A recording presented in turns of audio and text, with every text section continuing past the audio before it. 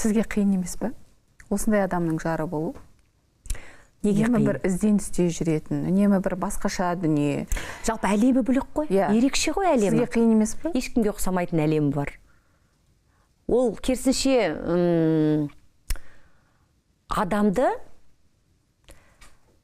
мен керісінше елестете алмаймын. Бір ізбен кіріп, бір ізбен шығып, жұмысына барып келіп, бір күніне ұқсап, бүйтіп өмір сүретін жандар бар ғой. Ол өмір өте қызықсыз сияқты маған.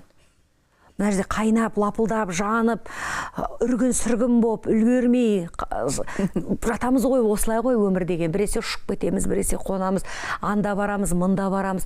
Өмір осынысымен бір керемет. Осынысымен сәнді. Сен сол қайнаған өмірде қаншама нәрсе көзге көрінбей жатқан.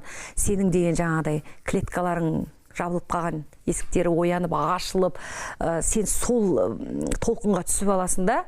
Алла тағала өзі ұлық қой, маңдайыңа қандай тағдыр береді, соған байланысты саған сондай бір иммунитет, күш, жігер, қайрат, ішкі мына қуатыңды көтеріп қоятын сияқты ма, сондай сияқты. Ол кісінің айтпақшы денсаулығы қалай?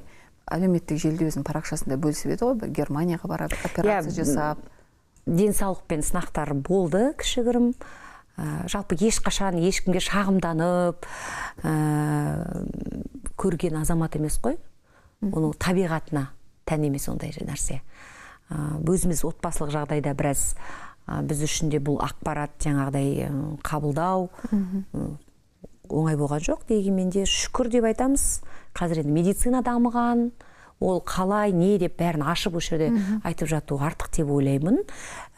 Денсаулықпен сондай сыналып 2-3 жылдай болды. Жақсы дәрігерлерден ем-дом алып, шетелде емделіп, қайта-қайта бір Германияға барғыштап кеткенде ішің білсін алуай, біраз адам түсінді, біраз адам енді әртүрлі қарақат. Бір туған күнім сол жаққа тұспа-тұс келіп, қарақат Германияның орманында туған күн тойлау үшін барыпты деген сияқты да әңгіме болған. Еріксіз күлкім келеді сондай әңгімелерге. Бірақ оның астарында жаңағыдай жағдайлар болған етін. Қазір енді Құдайға шүкір, медицина дамыған, дер кезінде ем-домын алып, Аллаға сыйынып жүріп жатырмыз.